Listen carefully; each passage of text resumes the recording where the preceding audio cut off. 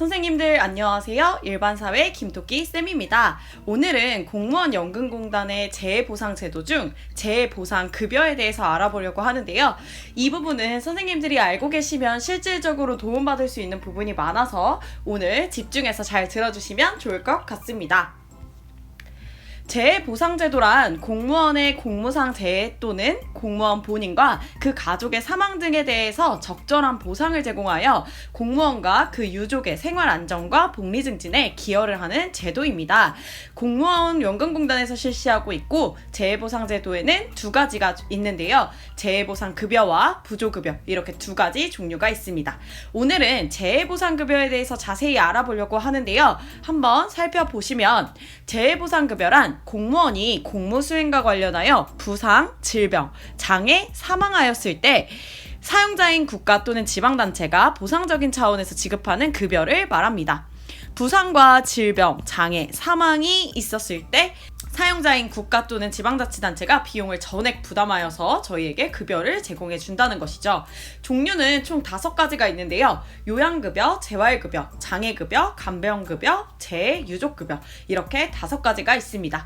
이 중에서도 오늘 좀 자세히 살펴보고자 하는 것은 재활급여인데요. 재활급여 중에 심리상담비가 교사로서 선생님들이 이제 정신적으로 치료를 받아야 되는 경우가 많이 생기잖아요. 학교 생활을 하다 보면 정신적으로 굉장히 힘든 경우가 많고 아이들과 같이 생활하는 게 매우 행복하기도 하지만 또 정신적으로 고갈되는 부분도 많이 있기 때문에 이 부분에서 도움을 많이 받을 수 있을 것 같아서 한번 자세히 얘기해 보려고 합니다. 심리상담비란 공무상 요양 중인 공무원이 공무상 재해로 인한 심리적 치료를 위해 심리상담을 한 경우 공무원 재해보상법 시행령 제39조에 의거하여 비용을 지급하는 급여를 말하는데요. 상담을 신청하고 심리검사를 한 뒤 미리 공무상 요양 중인 공무원이 공무원 연금공단에 승인을 받게 되면요. 상담을 실시하고 비용을 청구했을 때 심사 후에 비용을 지급해주는 이런 제도입니다. 심리상담비 역시 공단에 청구를 하는 것인데요. 승인 신청 방법부터 지급 기준 및 청구 시효까지 한번 천천히 살펴보겠습니다. 먼저 공무원 연금공단에 미리 승인을 받아야 된다는 점을 잘 기억해 주세요. 신청 관련 구비 서류를 제출하고 심리검사를 받은 뒤에는 공단에 미리 신청을 하여서 승인을 받고 나서 상담을 받으셔야 합니다. 신청 관련 구비 서류가 무엇인지 궁금하실 수 있는데요. 심리상담 승인 신청서와 다차원 심리검사지 L형 그리고 의무기록 사본 이렇게 3가지를 구비하시면 됩니다. 그리고 나서 이제 상담을 받게 되면요. 상담비를 청구하실 때 필요한 서류들이 있습니다. 심리상담비 청구서와 심리상담 출석 확인증, 내가 실제 출석한 거 확인해야겠죠. 심리상담 비용 납부 영수증과 심리상담 기관의 사업자 등록증, 상담사 자격증 사본 이렇게 필요합니다. 또 추가로 내가 만약에 상대방과 합의를 한 경우에는 합의금이 기재된 합의서까지 청구해 주시면 됩니다. 지급 기준 및 청구 시효 역시 잘 알아두시는 게 좋은데요. 심리상담을 시작한 날부터 3개월 이내에 최대 10회까지 회당 10만원 범위 내에서 실비 지급이 가능합니다. 앞으로 상담을 받을 때 이 안에 해당이 되시면 꼭 신청해서 급여를 받으시면 좋을 것 같고요. 급여 사유가 발생한 날부터 3년간 행사하지 않으면 자동으로 시효가 소멸되기 때문에 미리 잘 알아보시고 신청해서 도움 받을 수 있으면 좋겠습니다. 공무상 재해를 인정받는 기준을 또 궁금해하실 수 있을 것 같아서 한번 찾아봤는데요. 부상과 질병에 해당하는 다음 3가지 사례들을 한 번씩 읽어봐 주세요.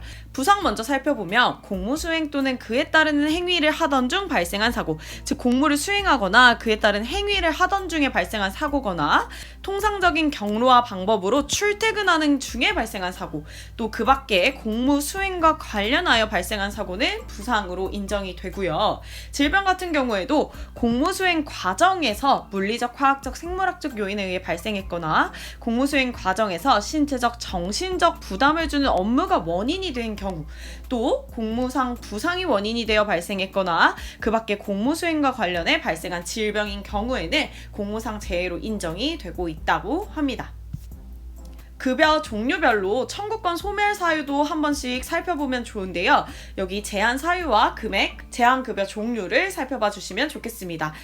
제한이 되는 금액이 전액인 경우는 고의일 경우에 해당하는데요. 요양급여, 재활급여, 간병급여, 재유족급여, 재난부조금, 사망조의금 같은 경우에는 고의일 경우에 전액이 나오지 않는다라고 하고요. 밑에 원급여액의 절반인 경우는 중과실인 경우인데요. 장애급여, 순직유족급여, 위험직무 순직유족급여 같은 경우에는 중과실이 인정된 경우에는 원급여액에서 절반은 제한하고 나오게 된다고 합니다. 또 요양급여나 장애급여, 순직유족급여 같은 경우에는 진단에 불응한 경우에 원급여액의 절반을 제한하고요. 장애유족급여, 순직유족급여, 위험직무 순직유족급여 같은 경우에는 책임을 불이행했다고 판단되는 경우에 심의회가 결정하여서 그 결정 금액에 따라 제한을 할 수도 있다고 합니다. 이러한 청구권 소멸 사유 이외에는 모두 다 지원을 받을 수 있기 때문에 선생님들이 잘 알아보시고 신청해서 꼭 도움을 받을 수 있으면 좋겠다고 생각이 듭니다. 제가 오늘 설명했던 심리상담비 이외에도 요양급여, 재활급여, 장애급여, 간병급여, 재유족급여, 더 나아가서 부조급여 같은 경우에도 잘 설명이 된 게 공무원 연금공단 홈페이지에 나와 있으니까요. 꼭 한번 들어가 보셔서 내가 도움을 받을 수 있는 것들은 없는지 한번 더 찾아보시면 좋을 것 같습니다. 알기 쉬운 재해보상제도 오늘도 선생님들께 많이 도움이 됐으면 하는 바람이 있습니다. 다음에 또 유용한 정보 가지고 오도록 하겠습니다. 그럼 학기 말인데 좀만 더 힘내서 우리 이제 방학만 기다려보자고요. 선생님들 행복한 저녁 시간 되시고 오늘도 고생하셨습니다. 다음에 만나요. 안녕.